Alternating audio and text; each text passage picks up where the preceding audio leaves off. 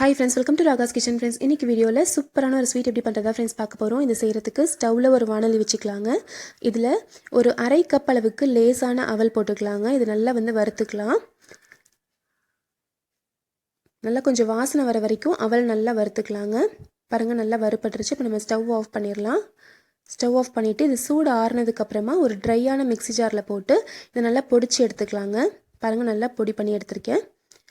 இப்போ நான் இதில் ஒரு 4 வாழைப்பழம் சேர்க்க போகிறேங்க. இது கொஞ்சம் சின்ன சைஸ் வாழைப்பழம் தான். இது நல்லா பழுத்த வாழைப்பழங்கள் எடுத்திருக்கேன். இது தோல் எடுத்துட்டு சின்ன சின்ன பீஸாக கட் பண்ணி வச்சுக்கோங்க. இப்போ ஒரு வாணலியில் 1 டீஸ்பூன் அளவுக்கு நெய் விட்டுக்கலாங்க. நெய் கொஞ்சம் சூடானதும் நம்ம கட் பண்ணி வச்சுருக்க வாழைப்பழத்துடைய பீசஸை இதில் போட்டுக்கலாங்க. ஒரு நிமிஷம் அந்த நெய்யில் நல்லா மிக்ஸ் ஆகட்டும். இது இப்போ இது கூட ஒரு 1/2 கப் அளவுக்கு தேங்காய் துருவல் சேர்த்துடலாம். சேர்த்துட்டு எல்லாத்தையும் நல்லா கலந்து விட்டுக்கோங்க. இது ரெண்டும் சேர்ந்து கொஞ்சம் நல்லா வதங்கட்டும். இப்போ இது கூட ஒரு 1/4 கப் அளவுக்கு வெல்லத்தூள், அதாவது வெல்லத்தை பொடி பண்ணி வச்சுருக்கேங்க. அதை ஒரு 1/4 கப் அளவுக்கு இது கூட சேர்த்துடலாம். இது எல்லாம் சேர்ந்து நல்லா கலந்து வரட்டுங்க. நீங்கள் வெல்லத்துக்கு பதிலாக நாட்டு சர்க்கரையோ அல்லது சர்க்கரையோ கூட நீங்கள் பயன்படுத்திக்கலாம். பாருங்கள் இப்போ இதெல்லாம் சேர்ந்து நல்லா மிக்ஸ் ஆகி வந்துருச்சு. இப்போ இதில் ஒரு பிஞ்ச் அளவுக்கு ஏலக்காய் தூள் சேர்த்துடலாம். சேர்த்துட்டு இது எல்லாத்தையும் நல்லா கலந்து விட்டுருங்க. இப்போ இதை சிம்மில் வச்சுட்டு நம்ம அவல் பொடி பண்ணி வச்சுருக்கோம் இல்லைங்களா, அந்த பொடியை இதில் சேர்த்துடலாம்.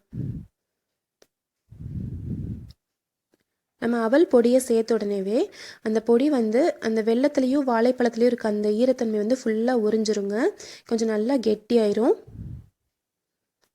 இதெல்லாம் சேர்ந்து நல்லா ஒன்றா கலந்து கொஞ்சம் கெட்டியாக வரட்டும். அது வரைக்கும் கொஞ்சம் சிம்லேயே வச்சு நல்லா அதை வதக்கிக்கலாம். அவலும் நல்லா வேகட்டும்.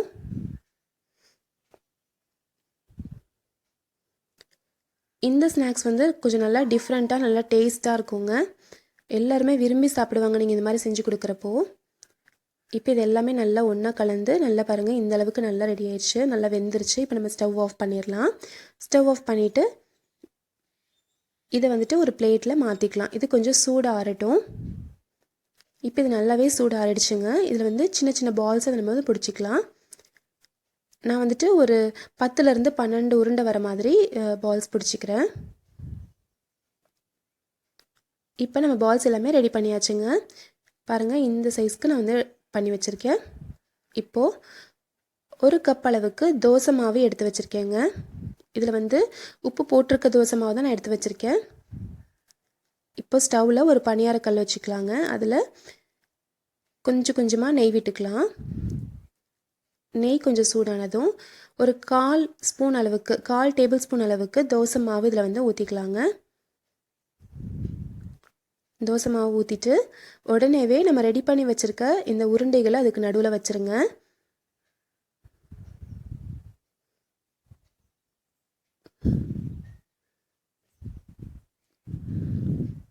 நான் மீதி இருக்க குழியிலையும் கொஞ்சம் கொஞ்சம் தோசை மாவு ஊற்றிக்கிறேங்க.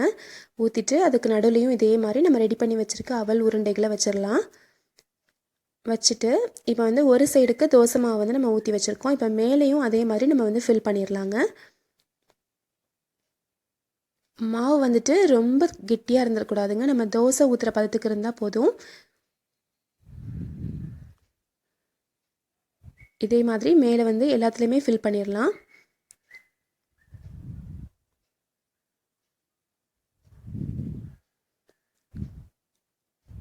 இப்போ ஒரு பக்கம் நல்லா வேகட்டும். பாருங்கள் ஃபில் பண்ணியாச்சு.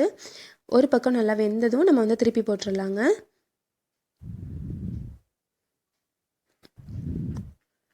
இது ரொம்ப ரொம்ப வித்தியாசமான டேஸ்ட்டில் ரொம்ப சூப்பராக இருக்குங்க. எல்லாருமே விரும்பி சாப்பிடுவாங்க. மேலே இருக்க லேயர் ஒரு டேஸ்ட்லேயும் உள்ளார இருக்க பூர்ணம் ஒரு டேஸ்ட்லேயும் ரொம்ப ரொம்ப டேஸ்டியாக இருக்கும்.